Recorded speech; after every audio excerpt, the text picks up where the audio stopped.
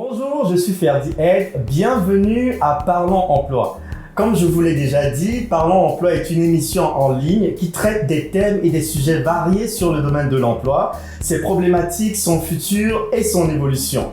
Pour cette édition, j'ai encore une fois le plaisir et l'honneur de recevoir Annie Boilard, formatrice, conférencière et présidente du groupe Réseau RH. Bonjour Annie.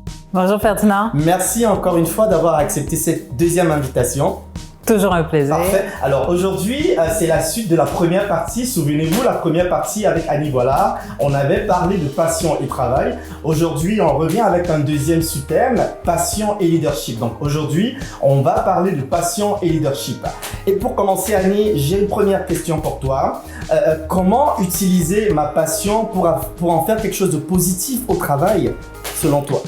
Oui, parce que les gens qui sont passionnés ont ça à leur disposition, la capacité d'utiliser leur passion comme quelque chose qui va être contagieux avec les autres. Puis quand on se dit leadership, je ne sais pas pour toi Ferdinand, pour moi, pas besoin d'être un boss pour être un leader. Peu importe le rôle que j'occupe, je peux œuvrer à titre de leader dans mon équipe. Alors, si je suis une personne qui est passionnée, qui est engagée dans mon travail, comment puis-je rayonner, maximiser le rayonnement que je vais avoir autour de mon équipe pour que tout ça devienne contagieux puis qu'ensemble, on soit encore plus performants?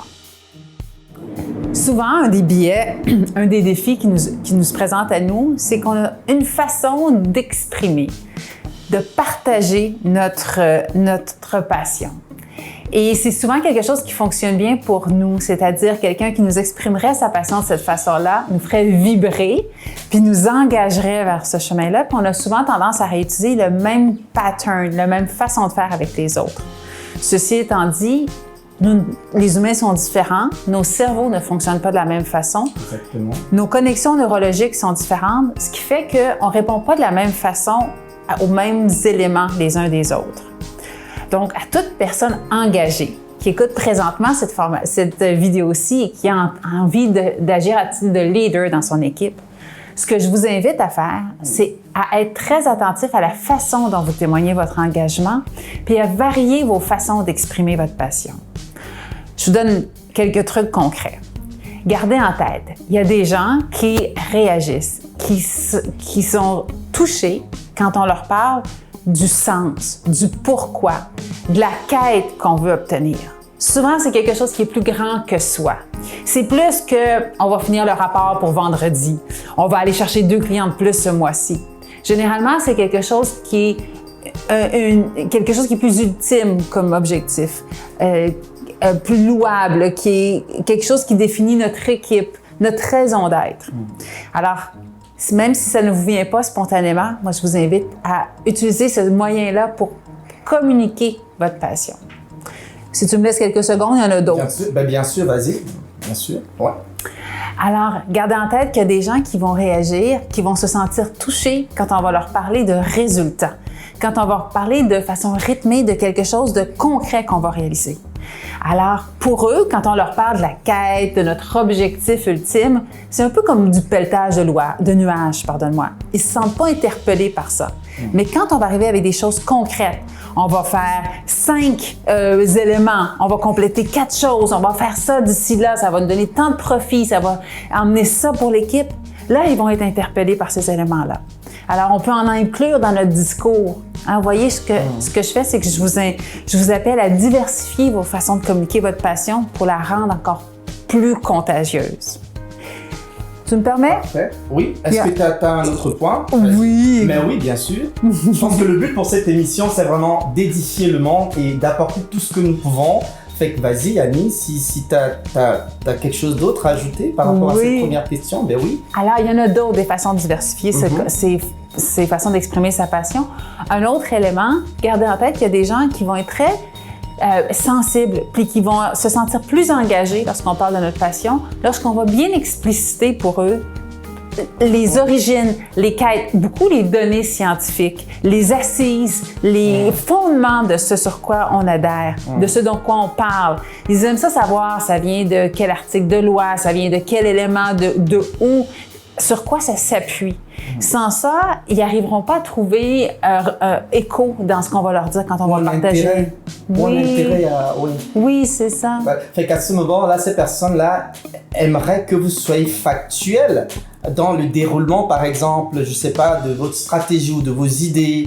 Quand vous êtes factuel, vous leur parlez avec des chiffres, des nombres, des choses vraiment concrètes. Elles se sentent plus interpellées. Oui, est-ce que je me trompe? C'est exactement ça. Parfait. Et il y a des gens qui vont avoir tendance à omettre cet élément-là, notamment les gens qui vont être, eux, plus interpellés par les relations avec les autres.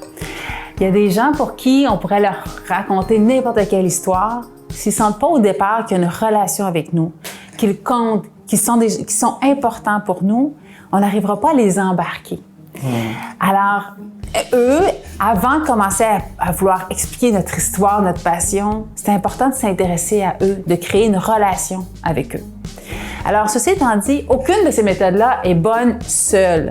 Ce que je vous invite à faire, c'est varier vos façons d'exprimer votre passion pour aller chercher, contaminer positivement plus de personnes autour de vous. Est-ce que moi, en tant que... On parle bien de passion et leadership. Moi, en tant que manager ou leader d'une équipe, est-ce que pour appliquer ou pour diversifier justement mes façons de... Est-ce que je ne dois pas tenir compte des personnes que j'ai en face de moi, par exemple, parce que je peux avoir une équipe où... je peux avoir des gens, je sais pas, qui viennent des horizons divers, qui ont des profils vraiment complètement variés. Est-ce que le fait pour moi de pouvoir donc appliquer cette diversification-là ne matche pas avec le fait de savoir, de mieux connaître les personnes que j'ai en face de moi, mon audience? C'est un très bon point, effectivement. En fait, je dois prendre en considération deux éléments. D'abord, moi, qui je suis comme personne et qu'est-ce qui m'influence, moi? Qu'est-ce qui fait que je vais adhérer à la passion de quelqu'un? Parce qu'on va sous-estimer notre réflexe à réutiliser ce même outil-là pour influencer les autres. Alors, j'aime bien la comparaison avec une boussole. Telle une boussole, pour ceux qui ont déjà fait de la marche en forêt ou se retrouver sur une boussole, j'ai autant besoin de savoir d'où je pars que savoir où je vais pour être capable d'utiliser une boussole.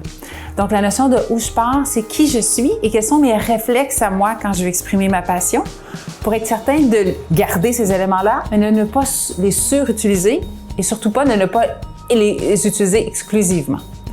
Et ceci étant dit, j'ai besoin de connaître l'autre aussi, c'est la destination de ma boussole. J'ai besoin de savoir qu'est-ce que j'ai l'impression qui va influencer la personne, mon interlocuteur, pour être capable de bien faire vibrer cette personne-là. Alors, notre meilleur outil pour ça, c'est l'écoute. Plus je vais être attentif à mon interlocuteur, plus je vais être en mesure de déceler qu'est-ce qui va faire vibrer cette personne-là.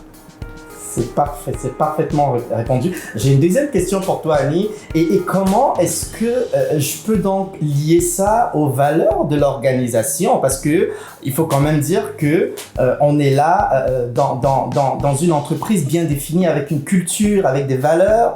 Comment est-ce que cela, justement, se lie avec donc les valeurs d'une entreprise, d'une organisation?